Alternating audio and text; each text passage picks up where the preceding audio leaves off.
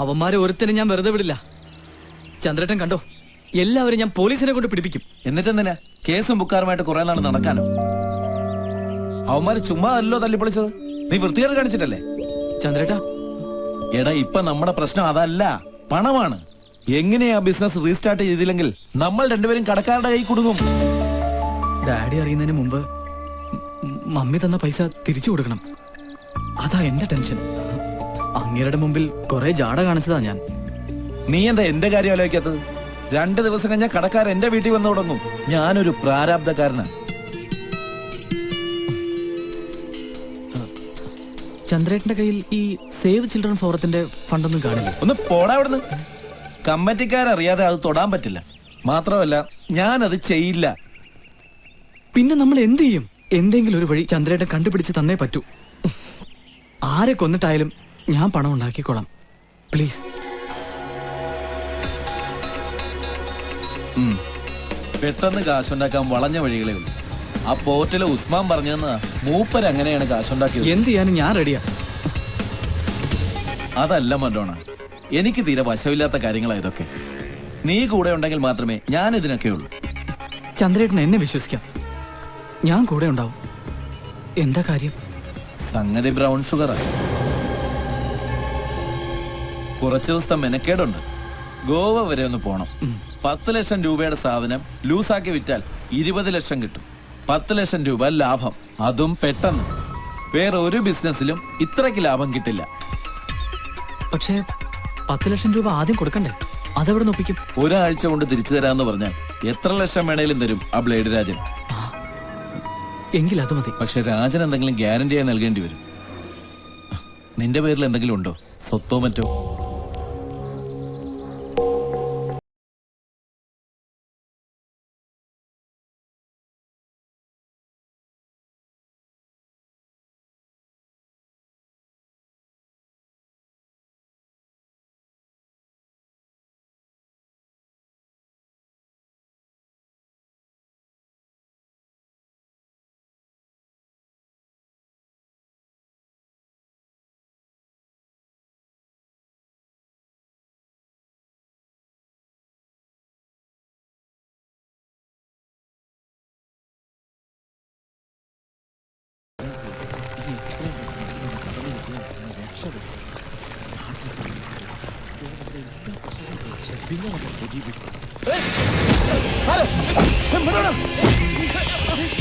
ചന്ദ്രേട്ടാ, കൈപ്പെടരുത്, ഓടിക്കൂ.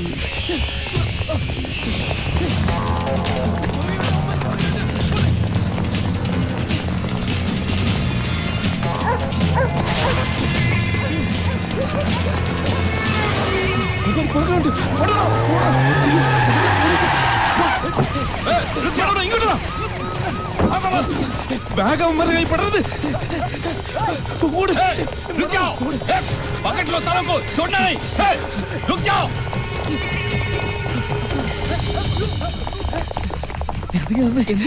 വഴിയില്ല.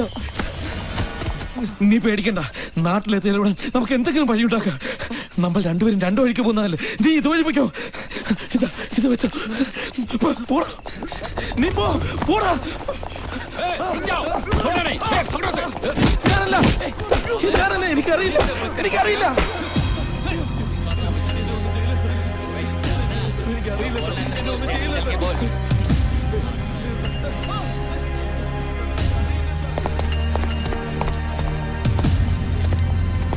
കുറച്ചു ദിവസമായല്ലോ പോയിട്ട്. അവൻ എവിടെ പോവാന്നാ പറഞ്ഞത്? 2 ദിവസത്തിനകം വരാന്ന് പറഞ്ഞാ പോയത്. ഒന്ന് ഫോണെങ്കിലും വിളിച്ച് പറയാൻ പാടില്ലേ? മനുഷ്യൻ ഇവിടെ കിടന്ന്.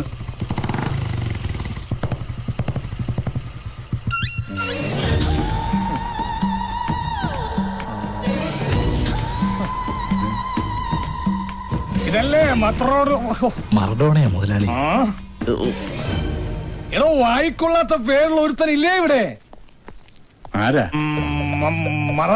മറയും കുറയൊന്നുമല്ല, മർഡോണ. അവൻ എന്റെ മകനാ. ഇപ്പൊ ഇവിടെ ഇല്ല. എവിടെ പോയി അറിയില്ല. അത് ശരി. അപ്പ എന്നെ പറ്റിക്കാമെന്നാണ് വിചാരിക്കുന്നതല്ലേ? കണ്ടോ, കേറി നോക്കടാ. നിങ്ങൾ എന്തായി കാണിക്കുന്നേ? അവനിവിടെ ഇല്ല. തോന്നിവാസോടെ കാണിക്കണേ. അവനിവിടെ ഇല്ലാന്ന് പറഞ്ഞില്ല. ഇവിടെ വന്ന് ചുമ്മാ എന്താണെന്നറിയണോ? കണ്ടോ, ഇവരാരൊക്കെയാ ജോസഫേ? എനിക്കറിയില്ല. അതെ, നേരെയാണെങ്കിൽ രാജനും നേരെയാ. പക്ഷെ ചെറ്റത്തരം കാണിച്ചാലുണ്ടല്ല. എന്താ കാര്യം എന്ന് പറ. എടോ, തന്റെ മോനെന്റെ കയ്യിൽ നിന്ന് വാങ്ങിച്ചതേ 1ഉം 2ഉം രൂപയല്ല, 10 ലക്ഷം രൂപയാ. ഒരാഴ്ച കൊണ്ട് 10,80,000 രൂപ തരാമെന്ന് പറഞ്ഞ് വാങ്ങിച്ചതാ. ഇപ്പൊ പൈസ ഇല്ല, അവനുമില്ല. കണ്ടാ, ഇത് കണ്ട, അവന്റെ പേരിലുള്ള ഈ വീടിന്റെ ആധാരവും അവൻ എഴുതി തന്ന എഗ്രിമെന്റും. ഇതിന്റെ ഉറപ്പില്ല ഞാൻ അവന് പണം കടം കൊടുത്തത്. കാശ് കൊടുത്താലേ അത് മുതലാക്കാനും രാജനറിയാം. എല്ലാത്തിനെയും വലിച്ച് പുറത്തിട്ടെ കിട്ടുന്ന വിലക്ക് ഞാനത് വിൽക്കും. നോക്കൂ, നിങ്ങൾ ദയവായി ഇപ്പൊ പോണം. എന്താ വേണ്ടെന്ന് വെച്ചാ ചെയ്യാം.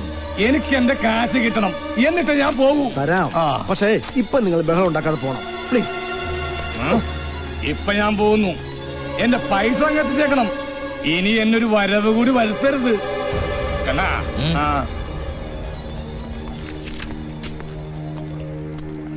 മറഡോണ എന്ത് പണിയാ കാണിച്ചത്? വീട് പണയം വെക്കാന്ന് വെച്ചാ അതും ബ്ലേഡുകാർക്ക്. അങ്ങനെയൊന്നും ആയിരിക്കില്ല. അവൻ വരുമ്പോ ഞാൻ ചോദിക്കാം.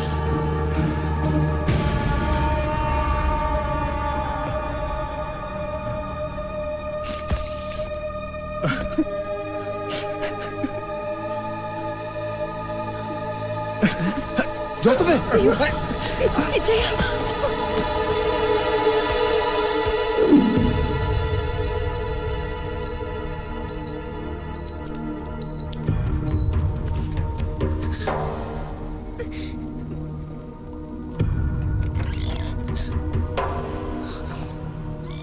Nothing to worry, but be careful.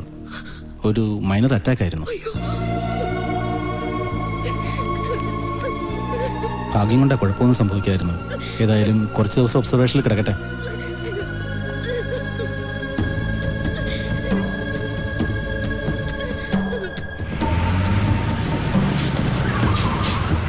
Thank you.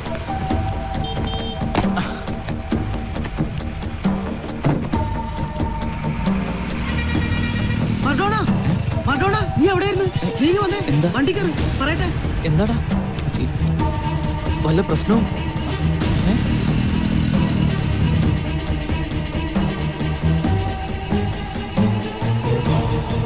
ഇപ്പോഴും ഐസിയുല?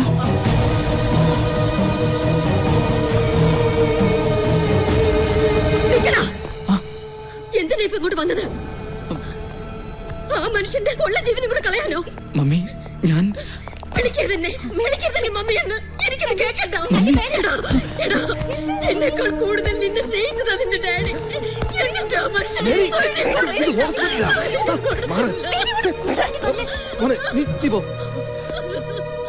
പോടാ എവിടേക്കാന്ന് വെച്ചാ. വീട് വിറ്റ നീ നാളെ ഞങ്ങളെ വിൽക്കും. അതിനു മുമ്പ് എങ്ങോട്ടെങ്കിലും പോയി തോലയെ. എനിക്ക് നിന്നെ കാണണ്ട എനിക്ക്.